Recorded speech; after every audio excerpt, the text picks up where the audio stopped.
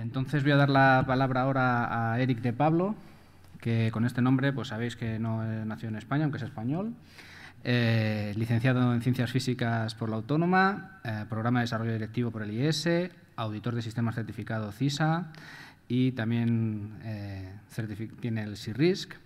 Ha desarrollado tareas de innovación tecnológica en procesos industriales en Butano y en el Instituto Nacional de Hidrocarburos, donde colaboró con el Instituto de Ingeniería del Conocimiento y con la Comisión Europea en aplicaciones de inteligencia artificial en tiempo real para la industria. Posteriormente, ya para Repsol, desempeñó funciones de dirección de sistemas en Argentina y de dirección de explotación de sistemas en todo el grupo Repsol YPF. Es autor del libro La inteligencia artificial y el control en tiempo real y, aunque él no lo quiera decir porque es muy modesto, también es miembro del Consejo Asesor de ISACA Madrid. Eric, tienes tu turno. Sí.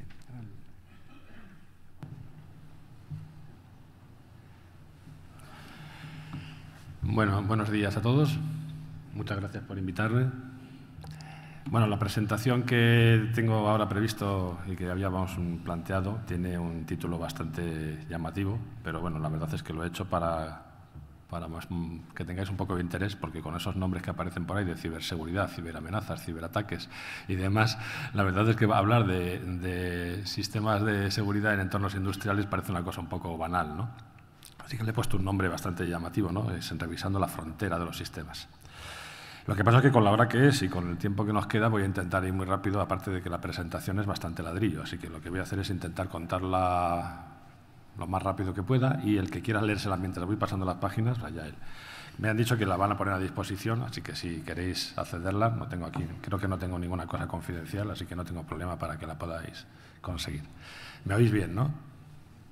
Bueno, el objetivo de la presentación en realidad es hablar sobre las experiencias que hemos tenido en una disciplina que nos ha surgido recientemente, que ha sido la de intentar robustecer y proteger ante los aspectos de seguridad lo que son los sistemas de información industriales.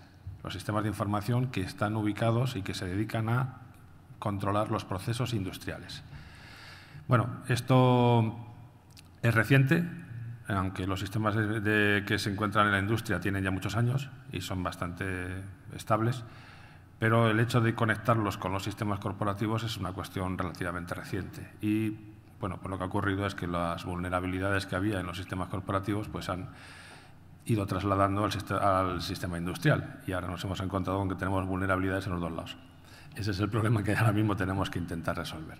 Y aquí hemos encontrado pues, una serie de experiencias que quiero intentar presentarlas de una forma algo conceptual, pero detrás de esto que os voy a contar lo que hay es una realidad, es una experiencia real. Para empezar, como veis, es bastante ladrillo, así que voy a contarlo muy rápidamente. Esta transparencia lo que viene a decir es el entorno del que partimos es el que todos estamos acostumbrados a manejar, básicamente son los sistemas informáticos corporativos de las compañías medianas y grandes, en donde pues, hay un nivel de madurez elevado debido a que lleva muchos años atacando la forma de hacerlos más repetitivos, más seguros, más protegidos, con continuidad de negocio, como se ha comentado aquí, muchos de los conceptos que han salido a lo largo de la mañana. Y eso es un esquema pues, que ya se considera que es el estado del arte, ¿no?, de los sistemas corporativos. Sin embargo, en el sector industrial nos encontramos con una situación diferente. En el sector industrial lo que existe son sistemas de control que llevan muchos años, probablemente alrededor de 30 años operativos, de diferente pelaje, muy distintos. Los hay muy complejos, los hay muy sencillos, los hay en capas, los hay en estructuras aisladas, hay de todo tipo. Son sistemas que están orientados a algo muy diferente que ha sido la informática corporativa. Están orientados a conseguir dar soporte a un proceso industrial. El objetivo es el proceso. Las personas, el proceso industrial. Las personas que están a cargo de estos sistemas tienen en mente que lo importante no es en sí misma la información que pasa por ahí, sino que el proceso industrial de producción de lo que sea, de leche o de funcionamiento de una central eléctrica, siga adelante. Y ese enfoque, que es el enfoque tradicional que siempre ha habido, lo que ha dado como consecuencia es a que estos sistemas industriales hayan sido siempre, y lo siguen siendo en gran medida, han sido siempre considerados como cajas negras que hacen su función y que han sido considerados a veces pues, como elementos, como si pueda ser un compresor o una tubería. Es decir, es un objeto más dentro de la planta industrial. No sé si voy bien por la presentación, porque aquí no la veo muy bien. Es que allí se ve mejor que aquí. Pero bueno, en cualquier caso, lo que quería comentar era que ante esa situación de considerar estos equipos como cajas negras, normalmente el sector, las áreas de instrumentación y procesos, que son las que han de diferentes tamaños, pero que son las que utilizan estos equipos, normalmente lo que han hecho ha sido contratar estas cajas negras a ingenierías que las han dimensionado y las han diseñado y las han entregado llave en mano, como el resto de los dispositivos de la instalación industrial. Y como el resto de dispositivos de la instalación industrial, lo que tenemos es un mantenimiento contratado que viene de vez en cuando a revisar esto y se va. Mayor interés, ninguno. Luego, sí es cierto que en algunas instalaciones más complejas tenemos algunas personas que se dedican a sacar algo de información y a procesarla para conseguir optimizar mejor los procesos industriales y a convertirlos en más eficientes, pero sin cambiar demasiado la filosofía de lo que he mencionado hasta ahora. Y quiero dejar bien claro que hay diferentes tamaños. Los hay muy complejos, que manejan enormes cantidades de lazos de control y puntos de control con 5.000 o 6.000 puntos, y hay otros muy sencillos que tienen a lo mejor una docena, que se basan en un PLC. Para quien no lo sepa, es un programador, una especie de autómata, un dispositivo pequeño que no ocupa demasiado. Y hay de todos los tamaños, pero esto que estoy comentando es una generalidad. En todas las diferentes instalaciones industriales que he podido ver, y en mi compañía hay muchas, pero fuera también he podido ver, en todas esto que estoy comentando es una generalidad. Se considera el sistema de control como una pieza más de la instalación, pero no es un sistema informático, no lo ha sido hasta ahora.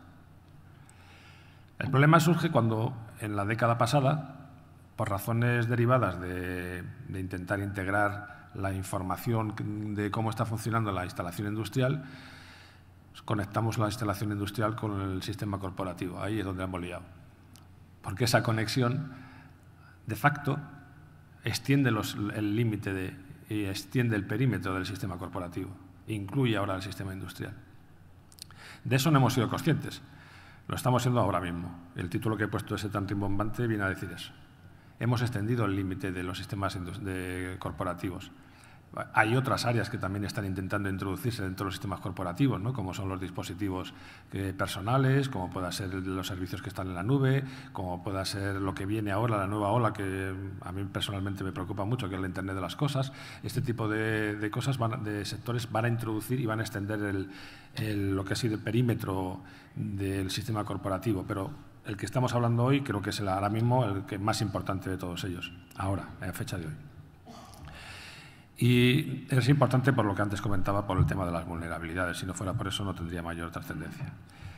Bueno, recientemente tomamos conciencia de esta situación debido a que aparecen los primeros virus diseñados para el entorno industrial. Eso hubiera sido impensable hace 15 años. No había forma de llegar al sector industrial. Tendría que haber venido el virus andando. Se tendría que haber caído de la mesa, como aquel famoso virus que tuvimos. Hoy en día no. Hoy en día es relativamente fácil. De hecho, ocurre. Y ese es el problema, que ocurre. Esto no es una fantasía. Es curioso, cuando lo cuentas en determinados foros industriales, las personas que están acostumbradas a trabajar en este sector no se lo creen. Piensan que estás hablando de Misión Imposible 3 y cosas por el estilo. ¿Pero cómo van a venir aquí a ponerme un virus a mí? ¿Y por qué a mí? Pues si lo razonas te das cuenta de por qué. Es muy interesante atacar una instalación industrial. Es muy interesante el impacto que produce. Desde el robo de información, desde manipulación de la situación económica de la compañía para luego poder comprarla, hasta, por supuesto, lo que sería ciberterrorismo y cosas por el estilo, ¿no? La cantidad de aplicaciones que tiene este tipo de ataques es enorme y no sabemos cuáles son los que se van a producir ni por qué. Lo que sí sabemos es que hemos empezado a detectar virus que funcionan y que hacen cosas. Algunos incluso que hacen cosas que no sabemos para qué, pero las hacen. Este tipo de problemas, junto con todo lo que ya hoy a lo largo de la mañana hemos estado oyendo hablar de las infraestructuras críticas, la protección de las infraestructuras críticas, la propia directiva, que es el objetivo de la de la charla de hoy, que también menciona las infraestructuras críticas, o lo que comentaba antes Antonio, que yo comparto con él, que quizás hay algunas infraestructuras que, no siendo críticas, son relevantes y hay que intentar protegerlas. Son cosas diferentes. No es lo mismo una infraestructura crítica que puede afectar a la población desde un punto de vista de desabastecimiento, de lo que es una infraestructura crítica que es importante para la economía de un país, pero que no desabastece. Bueno, son dos conceptos distintos y que, desgraciadamente, hoy en día los tenemos metidos dentro de la misma etiqueta y da lugar a confusiones interesantes. Pero bueno, todo esto que estoy planteando son los antecedentes de por qué se ha puesto ahora mismo en el candelero este tipo de cosas, ¿no? Bien. Aparece, como digo, el concepto de ciberseguridad, debido a todo este tipo de incidentes que ha ocurrido y a estas normativas. Y entonces, pues evidentemente tenemos que dar una respuesta a esto. Y aquí es donde aparece lo que espero que pueda resultar una aportación de esta charla, ¿no? Cuando nos planteamos hacer a intentar abordar la seguridad y mejorar la seguridad y mejorar, como la palabra que se decía antes, resiliencia, que es una palabra que es muy aplicable en este caso, de los procesos informáticos y de proceso de información de las instalaciones industriales, pues nos encontramos con un problema curioso. El primero de ellos es que el enfoque clásico que se da a estas cosas y que aparece incluso en algunas de las normativas que hemos mencionado a lo largo de la mañana y que hace un momento ha estado comentando también César, es el enfoque basado en riesgos. Hagamos un enfoque basado en riesgos. Un gerente, un gestor o un director general, me da igual el nombre, una persona con una responsabilidad que no conoce mucho estas cosas, se queda muy tranquila cuando dice: fulanito, hazme un análisis de riesgos. Y zutanito pone en marcha los controles o los elementos mitigatorios que me tranquilizan porque ese riesgo está cubierto. Y yo ya he hecho mi trabajo. Bueno, eso no es que esté mal, yo no lo critico que esté mal, lo que pasa es que es insuficiente. Y es insuficiente en la medida en que, y ahora vamos a ver un poco la profundización que hago en este concepto, en la medida en que nos encontremos en un sector que tenga un cierto dinamismo. Si estamos hablando de un sector estático, donde las cosas son las que son y no van a cambiar apenas, pues este análisis podría llegar a ser completo. Uno de los problemas que tiene el análisis de riesgos es que no es completo. Yo, por mi trayectoria más bien cartesiana, pues este tipo de conceptos de que un modelo sea completo o no, le doy mucha importancia. Un análisis de riesgos nunca es completo, por definición, y en un sector dinámico, como es el de los ataques y de las posibles incidencias de tecnologías de la información, esto es mucho más grave, es mucho más pertinente el análisis, la evaluación esta. Entonces, con esto no hacemos gran cosa. Con esto hacemos algo, pero no es gran cosa. Es más, como veréis ahora lo que os voy a presentar, podría ser hasta contraproducente. Eso es curioso, ¿eh? Es un hallazgo interesante de este análisis. Podría llegar a ser hasta contraproducente. ¿Por qué? Pues porque aquí aparece un problema que normalmente no se tiene en cuenta, pero que es cierto, que existe, y es el que damos por hecho que el nivel de madurez de los procesos informáticos en la sector industrial es similar al nivel de madurez de los procesos de la informática corporativa. Y eso es falso. Voy a poner algún ejemplo para que veamos a qué me refiero. El usuario y password en una instalación corporativa es algo que todo el mundo conoce, maneja y respeta. Y si no es así, ya hay herramientas de detección y herramientas de control y supervisión que lo detecta y lo corrige. En la sala de control de una planta industrial eso no existe. Es más, si lo mencionas, abjuran de ti. Todo el mundo está harto de ver la separación de entornos, segregación de funciones, separación entre desarrollo y producción. Eso en el entorno industrial no existe. ¿Se hacen backups de forma sistemática, regulada y demás? Quizás. ¿Existe antivirus? Curioso problema. Curioso problema. Resulta que los sistemas industriales recientemente se han pasado de ser entornos propietarios, han pasado a ser entornos estándar. Casi todos los elementos industriales, quitando los PLCs que mencionaba antes, ahora están basados en Windows o Linux. Básicamente Windows. Deberían de tener parches de seguridad, ¿no? Pero el proveedor no te lo permite, porque hay una problemática intrínseca dentro de estos sistemas. Y es que los antivirus, los parches, normalmente tienen que ver con interrupciones básicas del sistema operativo.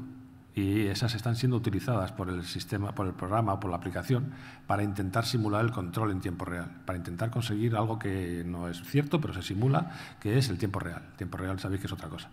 Pero hoy en día el tiempo real se hace a lo bruto porque los procesadores son muy rápidos. Bueno, pero eso significa manejar las interrupciones de los procesadores. Y eso no se lleva bien con el antivirus, no se lleva bien con muchos parches que afectan al núcleo del sistema operativo. ¿Qué hace el proveedor? Ya lo probaré yo. Y cuando lo tenga probado y funcione y demás, ya te dejo que lo pongas o ya me encargo yo de ponerlo. Ya iré yo cuando me toque hacer el mantenimiento, que es cada 6 meses, ya voy y lo instalo yo. Consecuencia, te encuentras con que los parches están 1 año atrasados, el antivirus tiene 4 meses. No os pongo más ejemplos porque creo que tampoco es el objetivo de la reunión. Pero creo que os habéis dado una idea de lo que os quiero decir. Lo que quiero decir es que lo que damos por hecho, que es un nivel de madurez elevado, que existe en el sistema corporativo, no existe en el sistema industrial. Y no porque hagan las cosas mal, sino porque tenían un enfoque distinto, un foco diferente. El foco no es el sistema, es la producción. Entonces, ¿cuál es el enfoque que podemos hacer nosotros aquí? Bueno, pues nosotros lo primero que hemos visto al detectar esta problemática es ¿qué hacemos con un mapa de riesgos? Que si resulta que con ese mapa de riesgos, por muy completo que queramos que sea, eso no me asegura qué va a pasar el año que viene. El año que viene, los tipos de amenazas que me voy a encontrar, ¿cuáles van a ser? Soy incapaz de hacer un análisis completo de amenazas. No puedo hacerlo. Tengo un análisis aproximado. Y además, ¿cómo puedo asegurarme que un montón de cosas que no tienen que ver con amenazas, sino simplemente son el comportamiento que sabemos que es seguro, maduro, de una instalación corporativa, cómo puedo conseguir que lo tengan? La aproximación que estamos haciendo es distinta. Aquí hay una gráfica, que es el único dibujito, esto es lo único que puede animaros de la presentación, porque el resto es un ladrillo. Yo no recomiendo que lo leáis, es un ladrillo, pero bueno. El dibujito lo que viene a decir es lo siguiente. En una aproximación, y aquí saco a COVID, sacamos pecho los de ISACA y saco a COVID, en una aproximación del modelo de madurez, veis que estoy utilizando la que va del 0 al 5, la columna central, la que va del 0 al 5, que esa es de la norma SPICE. Como sabéis, yo utilizaba antes la del COVID-4, que venía todo ahí, me lo daba todo hecho, y ahora tengo que irme a la 5, con la 5 me tengo que ir a la SPICE, pero bueno, no pasa nada. En una aproximación del modelo de madurez, se produce un curioso punto digamos, de transición, que es el punto que está entre el 2 y el 3. En el nivel entre el 2 y el 3 hay una zona de resistencia. Es muy difícil superar el nivel 2 si no introducimos lo que viene a la izquierda, que son los modelos de control. Si no introducimos los modelos de control en toda su extensión, ¿no? Modelos de control sencillos o muy sofisticados. Si no introducimos modelos de control que sean capaces de aportar estandarización, controles, definiciones del proceso, de cada una de las partes del proceso, y a ser, en este caso estamos hablando de un proceso informático, pues podríamos utilizar los procesos que define COVID, ¿no? Los 30 y tantos procesos que define COVID, y que cubre los que están sujetos a amenazas y los que no. Es decir, es una aproximación, como antes se ha utilizado aquí la palabra holística, es una aproximación razonablemente completa a los procesos que pueden dar soporte a los sistemas de información. Si no introducimos unos modelos de control, es muy difícil superar el nivel 3, porque de hecho cuando vamos a la definición de lo que es un nivel 3 o lo que es un nivel 4, está diciendo, es un poco redundante, está diciéndote que necesitas tener estandarizaciones, que necesitas tener los casos particulares bien aprobados, que necesitas tener implantados una serie de controles asociados a esa protección de principios que quieres hacer, que tienes que revisarlo con una cierta periodicidad. Todo ese tipo de cosas que al final te llevan a lo que sería la optimización, el modelo de mejora continua, que sería el nivel 5, se consiguen a través de modelos de control cada vez mejor implantados y cada vez más asumidos y más interiorizados por la organización. Por debajo de eso es difícil conseguirlo. ¿Y qué ocurre? Pues lo que nosotros hemos constatado es que en los niveles inferiores, cuando introduces un mapa de riesgos, lo que consigues es crear un falso confort. Que produce una sensación de que ya he hecho lo que tenía que hacer. Y en el fondo no es así, porque como aparezca una amenaza que no es prevista, no va a haber capacidad de respuesta, porque solamente conocemos una lista de problemas y su correspondiente respuesta. Hay un ejemplo que quizás explique un poco el mensaje que quiero transmitir. Supongamos que tenemos un pariente, un hijo, un niño de determinada edad y lo mandamos a una ciudad. ¿Os imagináis mandarle a una ciudad con una lista de las posibles desgracias que le pueden pasar para que de esa manera tenga prevista la respuesta?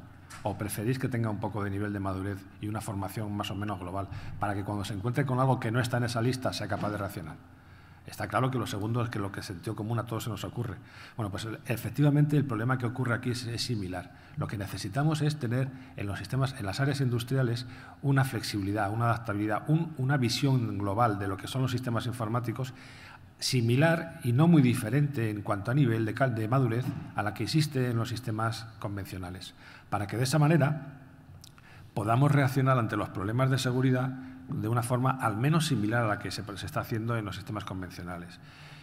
Tengamos esa capacidad de respuesta, tengamos esa flexibilidad y entonces los análisis de riesgos sí que son útiles. A partir de ese nivel de 3 que estoy planteando, los análisis de riesgos no solamente son útiles, pueden llegar a ser pieza esencial. En el nivel 5 es una pieza esencial para la mejora continua. En los niveles 3 y 4 son útiles, permiten focalizar nuestra atención, establecer prioridades, nos ayudan a hacer la presupuestación.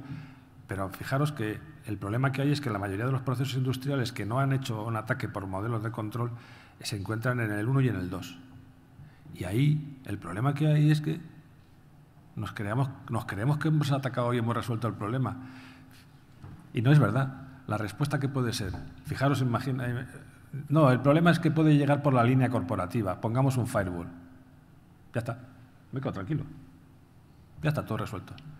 Y cuando aparezca el señor de mantenimiento, que no tenía por qué aparecer, porque esa tarea de mantenimiento la deberíamos de hacer internamente, pero si aparece el señor de mantenimiento con su portátil, se conecta y pone en la red de control y pone su portátil y a través de eso mete un virus, ¿qué ocurre?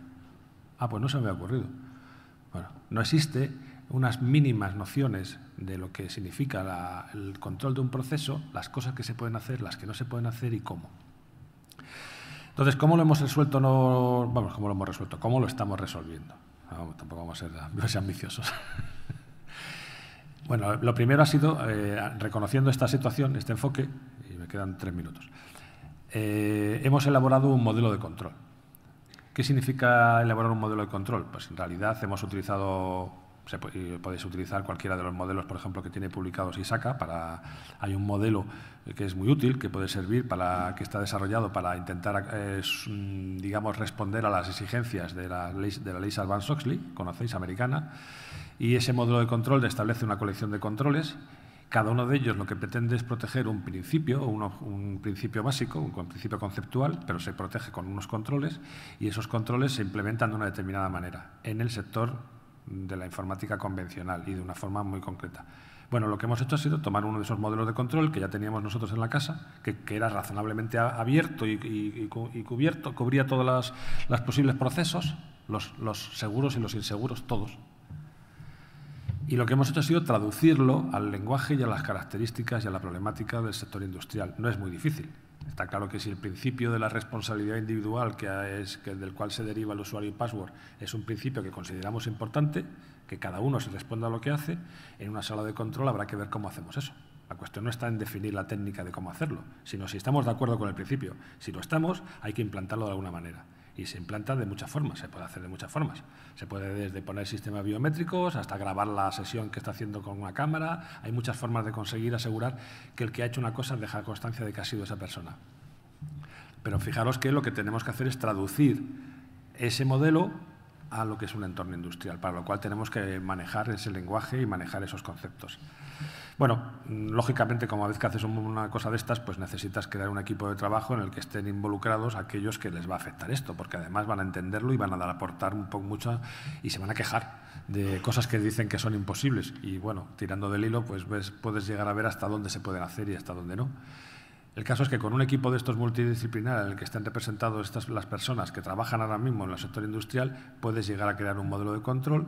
Ese modelo de control hay que implantarlo en cada una de las instalaciones industriales, en cada una de las unidades de negocio, en cada uno de los países. Cada uno tiene su problemática, con unos plazos y con una tecnología y con una forma de hacer. Y, por supuesto, yo que estoy en auditoría, como me han presentado, hay que hacer un plan de revisiones para que eso sea real. ¿Cuál es el objetivo? Pues en un plazo de tiempo corto, tener esto implantado, conseguir elevar el nivel de madurez del área, como ya ocurrió en el sector convencional, en el sector de la informática corporativa. Ocurrió por eso, no ocurrió por otra cosa. La introducción de los modelos de control y la normativa, la introducción de ITIL, la ley Sarbanes-Oxley, todo ese tipo de cosas fueron las que permitieron pasar del nivel 2 al 3. Lo digo porque yo estaba en el nivel 2 y conozco que el salto que se produjo al 3 fue gracias a eso, no por otra cosa. Bueno, pues llevar al nivel, al sector industrial, lo más alto posible, empezar entonces a realmente sacarle partido al análisis de riesgos y conseguir con eso que la resiliencia, la capacidad de respuesta y de adaptación del sector industrial sea comparable con la que tenemos en el sector de informática corporativa, de manera que podamos responder a estas amenazas de manera similar. Este es un poco el mensaje de la presentación. Y bueno, nada más. La presentación.